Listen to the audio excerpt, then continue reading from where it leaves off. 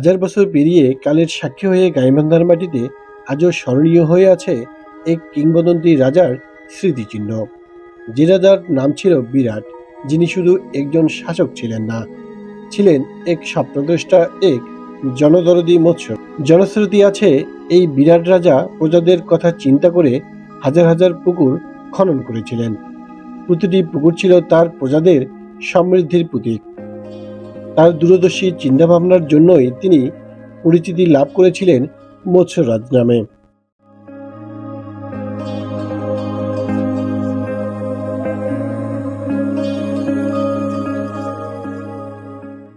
কথিত আছে ব্রহ্মপুত্র নদীর তীরে রাজার বিশাল গাভীর পাল বাঁধা থাকত, ফলে সেই স্থানটি পরিচিতি লাভ করে গাভীবাঁধা নামে। কালের বিবর্তনে সেই গাভীবাঁধাই আজ আমাদের প্রিয় গাইবান্ধা।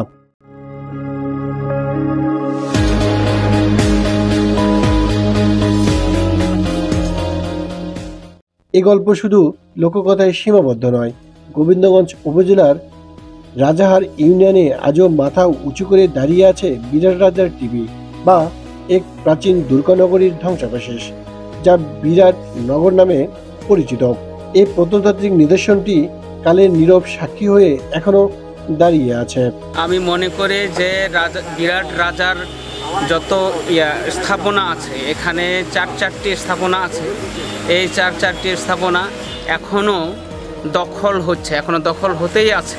যথাযথ কর্তৃপক্ষ এটাকে দখলমুক্তর একটা পদক্ষেপ নেয়, যদি দখলমুক্ত করতে পারে তাহলে ভবিষ্যৎ প্রজন্ম এই রাজা বিরাটের রাজার সম্বন্ধে আরও বিস্তারিত জানতে পারবে।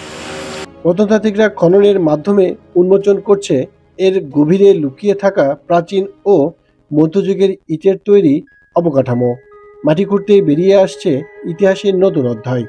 প্রতিটি ইটের টুকরা যেন বলছে এক হারানো সভ্যতার গল্প।